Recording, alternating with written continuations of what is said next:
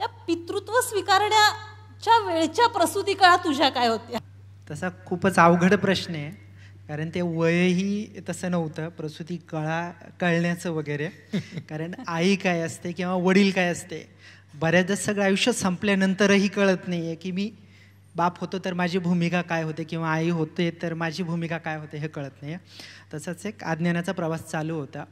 पण खरं तर याच्या आधी जे काही 9 महिने आणि त्याच्या आधी जी काही प्रक्रिया असते प्रसूती कळेच्या आधी, खरं तर तो एक सामाजिक म्हणा किंवा याचा जो बलात्कार झाला त्याच्या वेळेस मनावरती तो खूप जास्त घातक होता. कारण त्याच्यामुळं हे 9 महिन्याचं जे काही ओझं वागवता आलं किंवा पुढं जाता आलं आणि त्याच्यानंतर जी प्रसूती होणार होती ते करण्यासाठीचं बळ मिळालं. मुळात जगणं चालू होतं, सामान्य घरातून होतो, आईवडील ऊसतोड कामगार होते आणि या सगळ्या प्रक्रियेत हे काही कळण्याचं भान किंवा परिस्थितीचं भान अजिबातच नव्हतं. मग 18 वर्षे 19व्या वर्षी काय कळावं किंवा सामाजिक भान किंवा आर्थिक भान अशा कुठल्याही बाजूनं मला काहीच कळत नव्हतं. पण जे काही त्या काळामध्ये अनुभवलं मोठ्या ताईच्या जाण्याच्या नंतर तिचं जाणं ते म्हणजे अपघाती होतं का त्याच्यामध्ये काही सामाजिक प्रक्रिया होती, तर ते सगळं त्या ठिकाणी मला खूप खोलवर अनुभवता आलं किंवा त्याचा जरा थोडासा मला जे काही त्यावेळेच्या मनामध्ये त्याचा विचार करता आला किंवा त्याचं चिंतन करता आलं ते खूप जिव्हारी लागलं माझ्या त्या दरम्यान.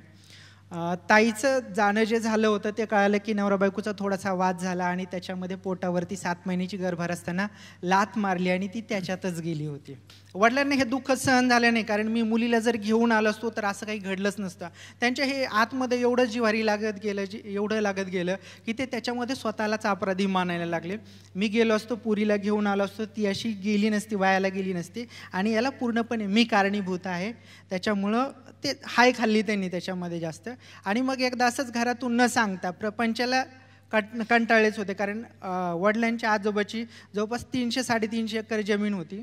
पण त्यांच्या मोठ्या भावांनी वगैरे त्यांना आम्ही 6 भावंड होतो त्याच्यामुळं अंगच्या कपड्यानिशी घरातून बाहेर काढलं होतं.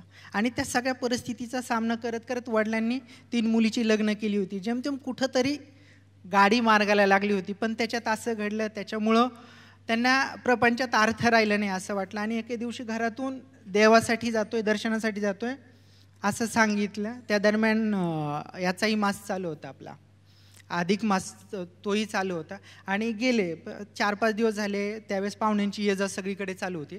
आईनं येणाऱ्या जाणाऱ्याला विचारलं की बाबा मुलांचा बाप आहे का, वडील आहेत का तिकडे, अमक्या गावाला गेले होते. तर नाही म्हणे, दिसलं म्हणजे नाही. एक करता करता सगळ्या पाहुण्या रावळ्यांशी सोयऱ्या धायऱ्यांशी बोलणं झालं आणि सगळ्यांकडे नाही ते कळलं. आणि मग त्यांची शोधाशोध सगळीकडं आमची चालू झाली.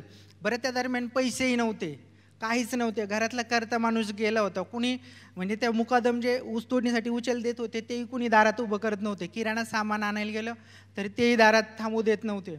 ते सगळं त्या ठिकाणी अनुभवत होतो. आणि ती जी काही प्रक्रिया झाली म्हणजे त्याच्यामध्ये आईवडिलांचा काही दोष नव्हता, ताईचा काही दोष नव्हता. पण ताईची एक साधारण 3-3.5 वर्षाची मुलगी होती.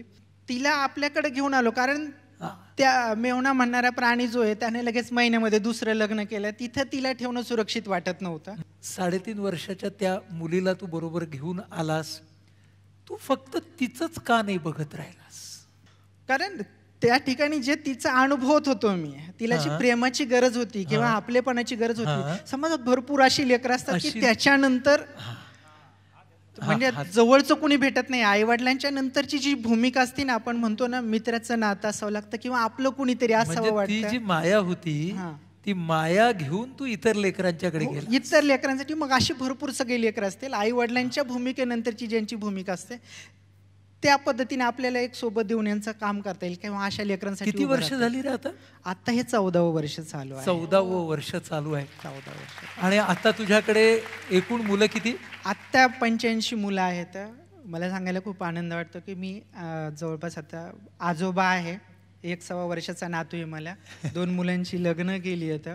आता 3 मुली परत लग्नाला आल्या आहेत. सगळे अगदी 3 वर्षापासून आहेत तर थेट ग्रॅज्युएशन म्हणजे पुनर्वसनापर्यंत मुलं ठेवतात. तुझ्या नातवाचं नाव काय? माझं त्याचं सार्थक. सार्थक नातवाचं नाव तुझ्या. क्या बात आहे. वा.